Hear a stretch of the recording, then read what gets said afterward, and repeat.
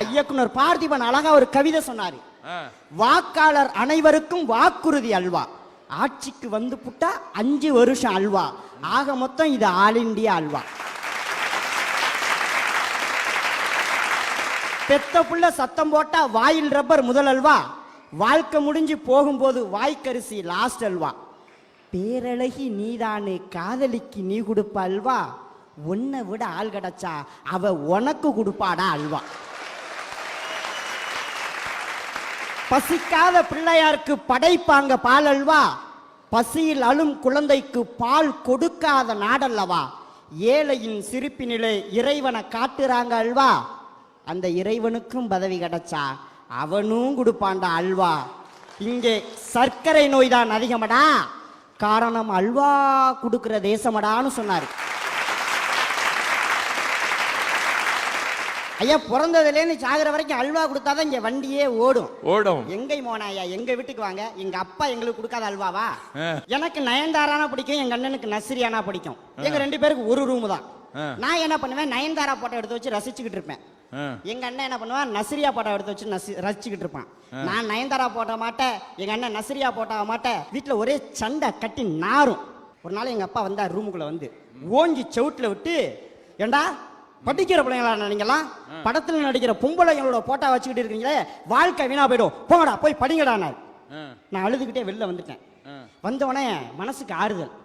இப்படி ஒரு தகப்பன் யாருக்காவது கடப்பாரான்ற இப்படி ஒரு அருமையான தகப்பனை காலில் விழுந்து கொண்டு போடணுமேனு ரூமுக்குள்ள போறேன்.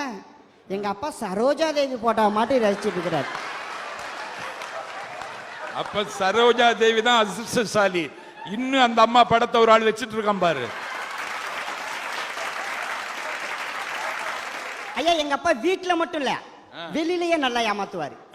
ஒரு நாள் ஹோட்டலுக்கு சாப்பிட போனாருங்க. அந்த கடைக்காரர்கிட்ட கேட்டாரு, தம்பி சாப்பாடு எவ்வளவு?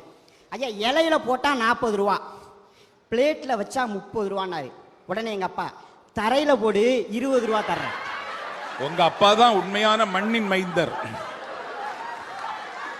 கடைக்காரன் மிரண்டுட்டான். ஆக எங்க அப்பா வந்து கடைக்காரனை ஏமாத்தினாரா? அப்ப எங்க அப்பா தான் அதிர்ஷ்டசாலி. எங்க அப்பா ஊருக்கெல்லாம் அல்வா கொடுக்குறாரு, எங்க அப்பாவுக்கே எங்க அம்மா அல்வா கொடுக்கும். ஆமா, ஒரு நாள் ரோட்ல தேன் வைக்கிற வந்துகிட்டு இருந்தாரு. தேனு நல்ல தேனுன்னாரு. எங்க அம்மா கூப்பிட்டுச்சு, எப்ப நீ நல்ல தேனுன்னு சொல்ற, இந்த தேனை நான் எப்படி நல்ல தேனு நம்புறேன்னு. ஏமா நல்ல தேனுமா, கொல்லிமலை தேனுமா, மலை தேனுமா, நல்ல தேனு நான் சொல்றேன் நம்புமான்னு. நீ சொன்னா நான் நம்ப முடியுமா? நல்ல தேனுனா என்ன, எப்படி நான் நம்புறதுன்னு கேட்டாரு. அம்மா, ஒரே ஒரு குறிப்பு, நான் யாருக்கும் இதை சொல்ல மாட்டேன், நீ கேட்கறதுனால எங்க அக்கா மாதிரி இருக்கிறதுனால நான் உனக்கு சொல்றேன், நல்ல தேனை நாய் நக்காதுன்னு. நல்ல தேனை நாய் நக்காது. எங்க அப்பா அந்த வழியா போனாரு பாருங்க, என்னங்க இந்த தேனை கொஞ்சம் வந்து நக்கி காட்டுங்கன்னு.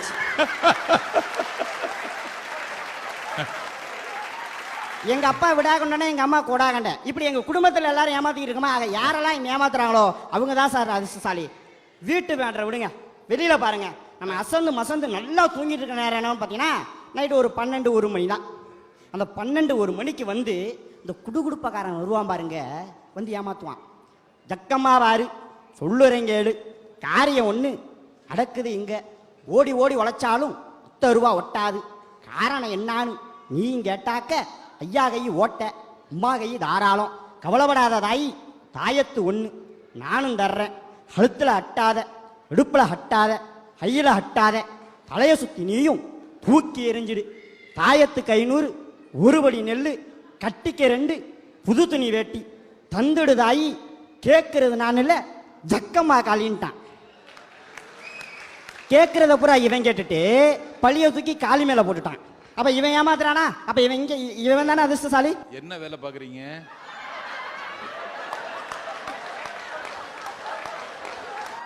அந்த குடுகுடுப்பக்காரன் எங்க தெருவுக்கும் ஒரு நாள் வந்தான். விட்டிய காலம்பரா 3:30 மணிக்கு அடிசாம் பாருங்க குடுகுடுப்ப. ஜக்கமா சொல்றா, ஐயாவுக்கு நல்ல காலம் பிறக்குது, ஜக்கமா சொல்றா. தெருவுல நாயெல்லாம் குலைக்க ஆரம்பிச்சிருச்சு. இந்த வீட்டுல ஒரு மூதேவி குடி இருக்கு, அதை அடிச்சு துரத்திட்டா ஐயாவுக்கு நல்ல காலம் பிறக்குதுன்னு. அவர் தூக்க கலக்கத்தோட 1000 ரூபாய் நோட்டை எடுத்து கொண்டாந்தாரு, செலவா நோட்டை வச்சுக்கியா அப்படின்னாரு. குடுகுடுப்பக்காரன், ஏன் சாமி இவ்வளவு காசு கொடுக்குற அப்படின்னா, யோ கல்யாணமாயி 25 வருஷம் ஆச்சு. நானே என் மொண்டாட்டிய மூதேவின்னு சொன்னதில்லை. 4 தெருவு கேட்கிற மாதிரி குடுகுடுப்பு அடிச்சு சொன்ன பாரு வச்சிக்கியா அப்படின்னாரு. ஏன் இது கூட பரவாயில்லங்க. இந்த கிளி ஜோசியம்னு ஒன்று வைக்கிறான் எங்க பட்டுக்கோட்டை பஸ் ஸ்டாண்டு பக்கத்தில் வாங்க. அந்த அவுட்டில் இந்த பெட்டி வச்சுட்டு கிளி ஜோசியம் பார்க்கறது, கிளி ஜோசியம் பார்க்கறது, கிளி ஜோசியம் பார்க்கறதுமா. சரி, அப்படி என்னத்தை தாண்டா பார்க்குறேன், என்ன மிஞ்சி மிஞ்சி போனால் ஒரு 10 ரூபா 20 ரூபா கேட்டுவேன்னு ஜோசியம் பார்க்க போனேங்க.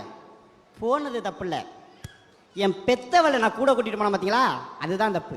உடனே அவன் கூண்டை திறந்து விட்டு அந்த கிளியை சொன்னா, அடியே செல்ல கிளி, ராமச்சந்திரன்ற அண்ணன் பேருக்கு ஒரு நல்ல சீட்டை எடுத்து குடி என் செல்ல கிளின்னா. ஒரு சீட்டை எடுத்து கையில் கொடுத்துச்சு. அவன் வாங்கி பார்த்துட்டு புரட்டி காட்டுறான், அம்மா ராமச்சந்திரன்ற பேருக்கு முருகப்பெருமான் வள்ளி தெய்வானையோடு வந்திருக்கிறார், கவலைப்படாதீங்கோ, 2 தாரம் இருக்குது அவருக்குனாரு. செத்து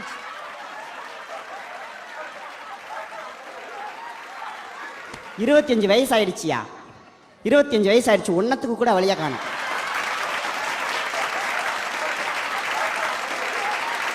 இதுல எங்க இருந்து 2 ஏமாத்திட்டானா?